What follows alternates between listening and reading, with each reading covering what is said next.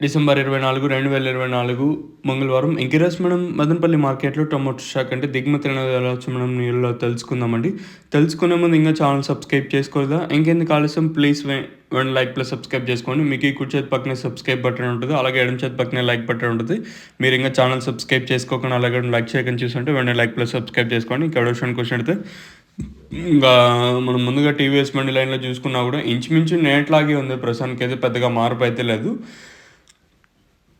అలాగే GPR money లైన్‌లో చూసుకున్నప్పుడు పెద్దగా మార్పు అయితే లేదు. అలాగే ఓవరాల్‌గా ఇప్పుడు ఏదైతే మార్కెట్ మొత్తం భాగ్యలక్ష్మి మణిని ఇంకా స్టార్ట్ అయ్యి అలాగే జీపీఆర్ మనీ వరకు చూసుకున్నట్టయితే మనకి జీపీఆర్ మనీ లైన్ అలాగే టీవీఎస్ మనీ లైన్ చూసుకున్నట్టయితే ఇంచుమించు నేట్లాగే ఉంది. పెద్దగా మార్పు అయితే లేదు. కాకపోతే ఇక్కడ ఒకటి బాధపడాల్సిన విషయం ఏమంటే అనంతపురం మార్కెట్ మాత్రం భారీగా దిగుమతులు అయితే వచ్చాయండి.